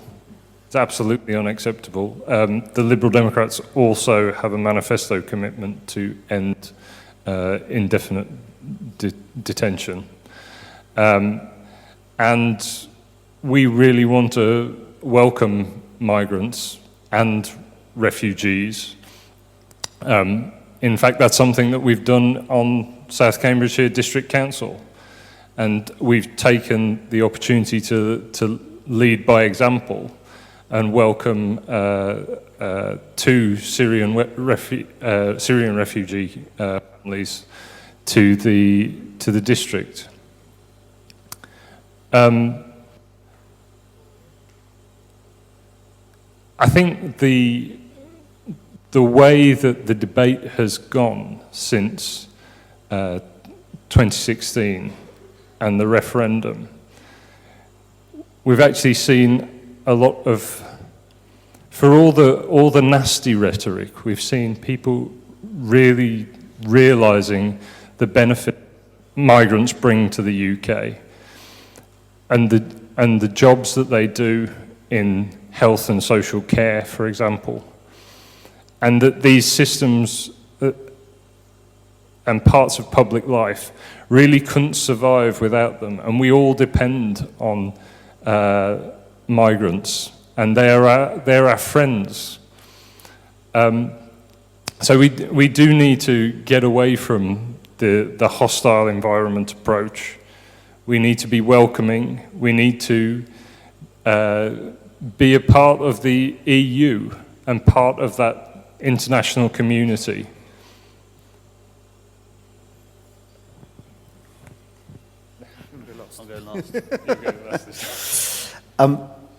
I think it's incredibly important that we are an open and tolerant society and that people who are here feel welcome here. I think it's important that we are open to international talent. I think it's important that also we give people refuge who are genuinely in fear of persecution where they are. And you mentioned Syria. The UK government has a programme of accepting refugees from Syria, which I fully support.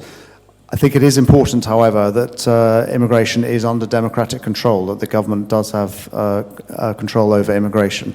And clearly there are consequences of that. But we need to be a tolerant society, an open society. We need to be open to the best talent from around the world, as well as to people who genuinely need refuge. You're lost. So my wife came here as a refugee from Iraq. And this question is particularly poignant and personal to my family.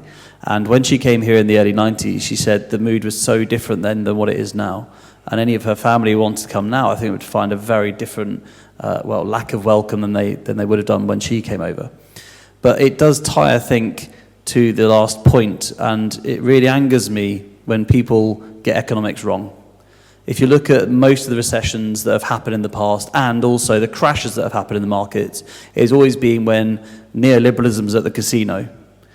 So toxic assets, selling poor people bad debt, which they couldn't pay back again, then leveraging the debt again and again and again through hedge funds. That's why the economic crisis happened. That's why we had crashes in the past. And it's light touch regulation that was a problem. It wasn't by governments in the past paying nurses, doctors and teachers. And it wasn't the fault of people from other countries either. The OPEC crisis with oil. He asked a question. With regards to the toxic environment we have now, that comes, I would suggest, directly from the financial crash of 2008. Brexit, I would suggest, comes directly from the financial crash of 2008.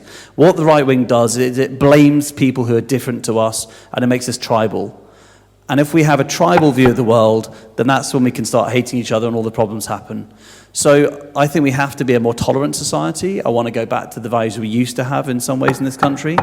And I think it's despicable the last Prime Minister had vans going around London telling people from other countries that were not welcome in our country, you are welcome, you are with us, we are one country.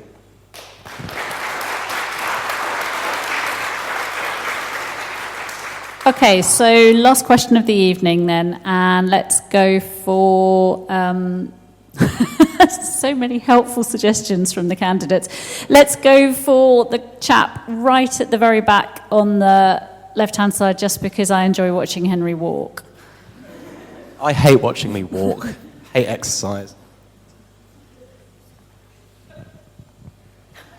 Okay.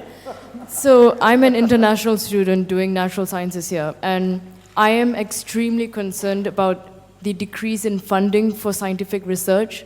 A lot of studies have shown that funding for scientific research has gone down since the Brexit referendum, and I'm concerned because I'm the international officer here, and I represent I represent the view of the international students here, and I know a lot of my friends who are from the EU and want to continue studying here, but they're scared of continuing doing their further studies here because of the lack of funding and basically what it means in terms of job opportunities for them.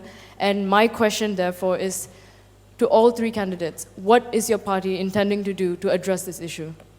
Okay,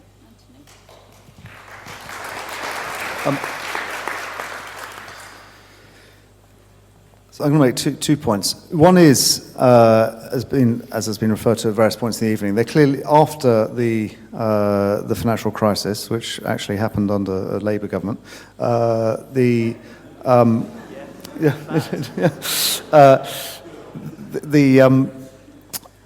as a country, ran out of money. I mean, there was the note from Liam Byrne, the Chief Secretary of the Treasury, saying we ran out of money. And we had a budget deficit of about 8% of GDP. That's not sustainable in the long run, and clearly you need to take action to get the budget right. And I was explaining to some children who are asking what was the election in 2015 about, and it was all about austerity or not austerity. It's about whether generations should live within their means or not. And it's like passing on, overspending on your credit card, building up debts, and then passing it on to your children. Every generation has a responsibility to live within their means. We took action as a Conservative government, and yes, that was difficult, but now it means that actually the economy is in far better shape, the budget's in far better shape, which means that actually we now have money to spend on things again, like the police and education and healthcare that we were talking about earlier. That's difficult, but that is grown-up politics. The particular issue of science funding, clearly it's very important for the government to make sure there is continuity of science funding when Brexit happens, that actually, yes, a lot of science research programs depend on EU funding, and the government has to make sure that they get continuity from the UK budget. Well, there's good news. It turns out we've found the magic money tree. It's in the Cayman Islands. It's doing very well. It's been invested in. It's been watered regularly, and it's sitting there nicely for other people's retirements, which is great. What a load of rubbish, sorry. That really angers me when I hear that, because this is the lie that Thatcher told us, that somehow an economy is the same as a household budget, because she tried to make it simple to understand. And what she didn't really mention there was that policy is about giving the very wealthiest tax cuts and the very poorest service cuts, because somehow that makes things better for everyone. And then we just must like it and lump it because we're all British and get on with it. That is one of the reasons I think that Brexit is happening. But about your particular question with regards to funding, the Tories don't take education seriously. They never have. They do with their own private schools. Of course they do, because, Eton's a lovely place, I hear. When it comes to our schools, our educational establishments, they don't matter. So if you see what's happened with tuition fees, they've gone up and up and up and up to £9,000 a year. Many people from poor backgrounds feel they don't want to take on that debt. Why do they want to become a debt slave? we find that the sixth form colleges are £700 million short in that sector, meaning that class sizes are going up. We have people from other parts of the world whose funds are disappearing because of Brexit. My wife is doing a PhD currently here at Cambridge University, and some of her colleagues are leaving the country, not only because of funding, but because they feel that Britain is less liberal than it used to be. So I know of a Canadian scientist who's leaving now saying, why would I want to be in your country when you don't accept people from other countries? So that's why I think a key answer to this, apart from a Labour government, would also be a people's vote with Remain on the option, on the ballot paper as an option, which is what I'm offering. So I'm not going to give an exposition on economics. Your question was, what would we do to address the funding problem? We would stop Brexit. How? Okay, so on to the final part of the evening, which is the candidates' closing comments. In view of the way you have recklessly disregarded Henry's knocking on the table, can you restrict yourself to 2-minute closing speeches, please? Extra loud. Okay, let's go with the... Oh, no, we're doing this alphabetically. Yes, Anthony first. I was first last time. First at the beginning as well, but that's fine. This is the most important election of a generation. There is a fundamental choice to be made. And the choice is basically this. If John Curtis, who's the top psephologist in the country, said a couple of days ago that there's basically zero chance of the Labour Party getting an outright majority, so Jeremy Corbyn getting an outright majority. The choice is between a Conservative majority government or a hung parliament.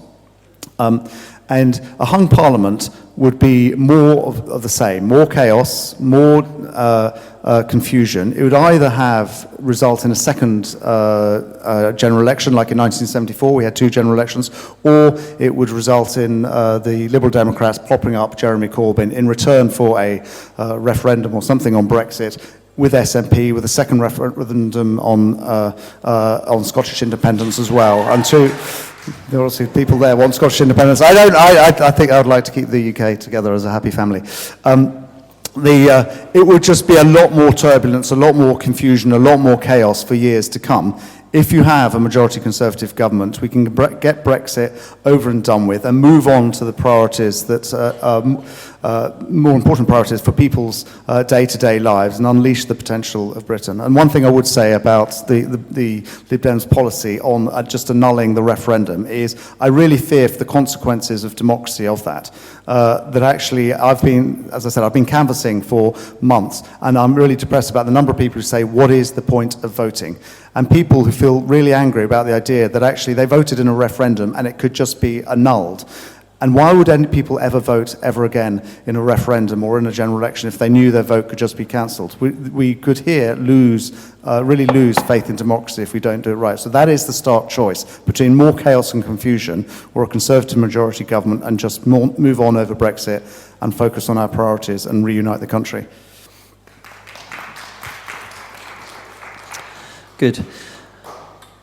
So the reason I'm asking for your vote is because the choice is clear, like I said at the very beginning. Is it more of the same or is it change? I'm standing for change. With regards to Brexit, it's a very clear offer. If you want to remain in the EU, the only party that's going to be able to deliver that in Parliament is the Labour Party. That's a fact. And on that referendum, you have the choice of either Remain or a Labour deal. But that is the only option that's going to happen. With regards to the climate crisis we're facing right now, we know we've got 11 years left. We have the most radical plan to try to stop that crisis and work with our neighbours around the world.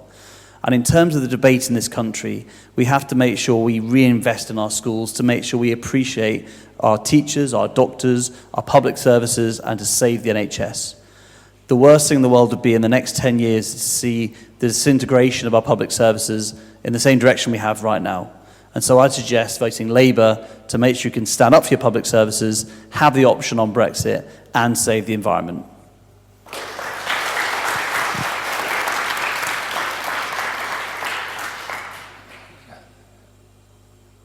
So I heard quite concerningly earlier, and I think the questioner has gone, that Anthony is most likely to be re-elected, or be elected, sorry, and will return a Conservative MP yet again in South Cambridgeshire. And the one thing that I want you to take away from tonight, actually, is that things have changed in South Cambridgeshire. It is no longer a safe Conservative seat. It is a Lib Dem Conservative marginal, and your vote will really matter this time. You won't be wasting your vote if you don't vote Conservative. The Liberal Democrats in South Cambridgeshire have gone from strength to strength in the last 2 years. We control the district council. We won in a landslide last year. And we topped the European election polls earlier this year. By far and away the most votes in this area. So, if you want to stop Brexit, the best way to do that is to stop a Conservative majority. And the best way to do that in this constituency is to vote Liberal Democrat. And once we stop Brexit, then we can get on to talking about the important things. Because for all Anthony's points about getting Brexit done, passing the withdrawal agreement is just the start. We will be debating Brexit for the next 10 years and our future relationship with the EU if we pass the withdrawal agreement. We need to stop Brexit and we need to get on with the things that matter. So please vote Lib Dem.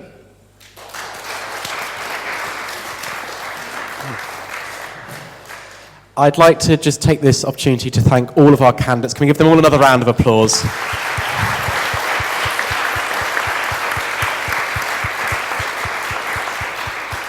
And I'd like to thank all of you for coming, whether you've come from the local community or whether you're a fellow Homertonian.